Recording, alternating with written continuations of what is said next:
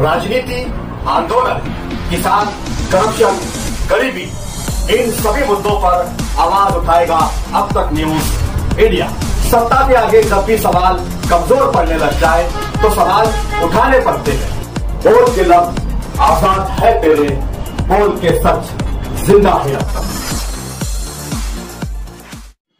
दर्शकों, स्वागत है आप सभी का अब तक न्यूज इंडिया पर। मैं जाबिर शाह। इस वक्त हम मौजूद हैं मालेगांव शहर के 40 गांव फाटा Mumbai Agra highway national number 3 पर, जहां पर लोकशाही धड़क मोर्चा के नेतृत्व में यहां पर आज मुंबई आगरा हाईवे नेशनल जाम किया गया है। कारण क्या है कि new Manmad Indore railway line प्रकल्प जो शुरू है, उसके अंदर जिन किसानों की, जिन शेतकारियों की जमीनें इस रेलवे लाइन प्रकल्प में जा रही है, उसमें कहीं ना कहीं सरकार की ओर से उनके साथ नाइंसाफी और इस तरीके का गुस्सा भी शेतकारियों ने यहाँ पर दिखाया। उनका कहना यह कि सरकार ने 3.5 लाख रुपये एकरी भाव देने का निर्णय लिया गया है, जबकि उनकी डिमांड क्या है वो डिमांड भी हम जानेंगे। वैसे तो मनमाड़ इंदौर रेलवे लाइन ये मालेगांव शहर के लोगों का एक बहुत पुराना सपना था। कहीं ना कहीं अब वो सपना पूरा होता हुआ दिखाई दे रहा है। लेकिन हम कहते हैं कि ये देश कृषि प्रधान देश है, शेतकारियों के दम पर जीने वाला देश है, लेकिन वहीं शेतकारियों का दम निकालने का काम भी सरकार यहाँ पर कर रही है। 1 एकड़ की कीमत 3.5 लाख रुपए लगाकर किसानों का गुस्सा यहाँ पर फूट रहा है, जिसको लेकर आज हम यहाँ देख सकते हैं कि किसान किस तरीके से रास्ता रोक यहाँ पर कर रहे हैं। आइए हम कुछ शेतकारियों से भी बातचीत करेंगे, किसानों से भी जानेंगे कि उनकी क्या समस्याएं है और वो क्या कहना चाहते हैं। आइए काका, काय नाव अपना? माझ्याशी कारभारी शिवराम सुरे। हाँ बोल।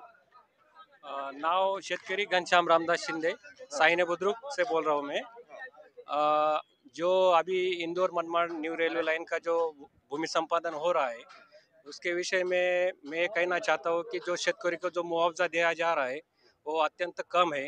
यानी इतना कम है कि आज अपने खासदार शोभाताई बच्चाव, दादा भुसे और एमएलए नांदगांव के सुहास कांदे, इनका जो मंथली सैलरी है वो आज 2,68,000 के आसपास है।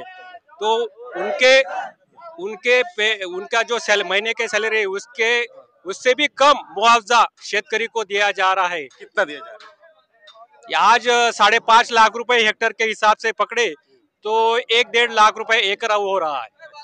डिमांड क्या है? डिमांड ये है कि साइने गांव में और सोनगांव, सवनगांव और चिकल, ये गांव का जो वैल्यूएशन है ये बहुत कम है। तो हमारी मांग ऐसे है कि जो इंडस्ट्रियल एरिया 2013 में MIDC ने जो जमीन एक्वायर भू संपादन किया था राज्य सरकार ने, तो उसका मुआवजा था 15 लाख रुपए एकड़, यानी वो हिसाब से 37.5 लाख हेक्टर के हिसाब से वो मुआवजा हो रहा था। तो उसके हिसाब से उन्होंने 15 लाख रुपए दिए। लेकिन आज पेट्रोल बढ़ गया है, डीजल बढ़ गया है, सब चीजें बहुत महंगी हो गई। तो इसके हिसाब से आज हमको जो इंडस्ट्रियल एरिया पे 1.5 करोड़ का जो वैल्यूएशन है, उसके हिसाब से हमको साइने बुद्रुक, सवनगांव, चिकल और सब गाँव को 1.5 लाख रुपए पर हेक्टर से हमको पैसा मिलना चाहिए। ये हमारी मांग। 1.5 लाख रुपए? 1.5 करोड़ लाख हेक्टर मुआवजा मिलना चाहिए। चलिए और भी शेतकरी है, उनसे भी बातचीत करके जानने की कोशिश करते हैं कि उनकी क्या डिमांड और क्या करना चाहिए। क्या नाम है आपका? उमल सिरसाट। जिस तरीके का आज आप लोगों ने हाईवे बंद किया है, क्या कारण क्या है? वो रेल्वे जो जा रही उसको किसान को अभी मराठी बोलूगा, जे रेल्वे जाते ना ते शेतकऱ्यांना त्यांनी विचारलंच नाही की काय कसं जमीन घेणार आहे, काय भाव देणार आहे। शेतकऱ्यांवर डायरेक्टली अन्याय करायचं काम चालू आहे। माझी धुळे जिल्ह्यातील वरखडी गावात 41 गुंठे जमीन गेली। मला 7,38,890 रुपये आजपर्यंत आले। 15 महिने झाले, अजून शासनाने 1 रुपया दिला आणि महानगरपालिकेत माझी जमीन असताना मला अजून त्यांनी 15 महिन्यानंतर बघा 7,38,890 रुपये मिळाले। तर ही कोटी रुपयाची जमीन बाकी एक बाजूला राहून जाते, अर्धी एक बाजूला अर्धी राहून जाते, मधूनच हे रेल्वे जाते। तर त्याचं नुकसान शेतकऱ्यांना खूप मोठं होणार आहे। तर आपल्याला विरोध आहे का या पर? विरोध राहणार आहे ना शेतकऱ्यांना। मोबदला काय देणार आहे अजून शासनाने त्याचा निर्णयच केला नाही। त्याचा निर्णय केला पाहिजे ना शासनाने की आम्ही किती पैसे देणार आहे शासनाने शेतकऱ्यांना। चलिए, लोकशाही धड़क मोर्चा के संस्थापक शेखर पगार है, उनसे भी बातचीत करेंगे और जानने की कोशिश करेंगे। शेखर दादा, 1 मिनिट। शेखर पगार आपल्या सोबत आहे। शेखर दादा, काय म्हणणं आपलं? आज आपण हायवे जाम केलेला आहे। आज आपल्या शेतकऱ्यांनी रास्ता रोको आंदोलन केलेलं आहे की आमची स्पष्ट मागणी आहे, न्यू मनमाड इंदोर रेल्वे जी जाते त्याच्यामध्ये शेतकऱ्यांच्या ज्या काही जमिनी जात आहेत त्या अत्यल्प एकदम कमी दराने घेतल्या जात आहेत किंवा त्यांचा मोबदला अक्षरशः म्हणजे शेतकऱ्यांची थट्टा होत आहे. 3.5 लाख रुपये एकरी प्रमाणे म्हणजे 8.5 लाख रुपये हेक्टरी घेत आहेत. आणि आज शेतीचे भाव पाहिले आपण तर 15 लाख ते 20 लाख रुपये एकर शेती चालू आहे. मग समजा एखाद्याची 1 एकर जमीन गेली तर त्यांनी करायचं काय? ती 1 एकर असो किंवा अर्धा एकर असो, कारण त्याच्यावर त्याची उपजीविका चालते, त्याचा परिवार त्याच्यावर चालतो, त्याला त्याचं उत्पन्न मिळतं. मग 3.5 लाख रुपये घेऊन शेतकरी करणार काय? ज्या काळ्या आईसाठी अक्षरशः शेतकरी जीव देतो परंतु ती जमीन विकत नाही. आणि आज जर सरकारचं धोरण असेल की शेतकऱ्यांना जगूच द्यायचं नाही तर याचाच अर्थ की राज्य सरकार असो किंवा केंद्र सरकार असो हे शेतकऱ्यांच्या हिताचं नाही.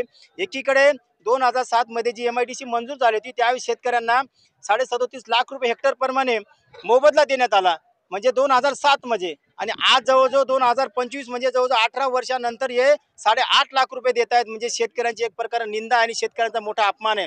माझी या सरकारला स्पष्ट मागणी आहे, आम्ही अंगावर गोळ्या झेलू, रक्त सांडू, परंतु शेतकऱ्यांना न्याय मिळाल्याशिवाय आम्ही मागे हटणार नाही.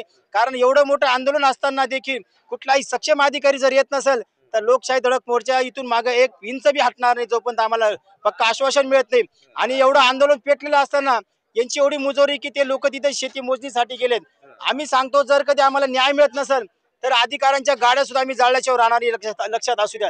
त्याच्याशिवाय पर्याय नाही. कारण आमची काळी आईच जाते, आमचं सोनं जाते, ज्याच्यावर आमचं जीवन जगतो आम्ही, तेच जर कधी सरकार हिसकावून घेत असेल तर आम्ही जगायचं कसं?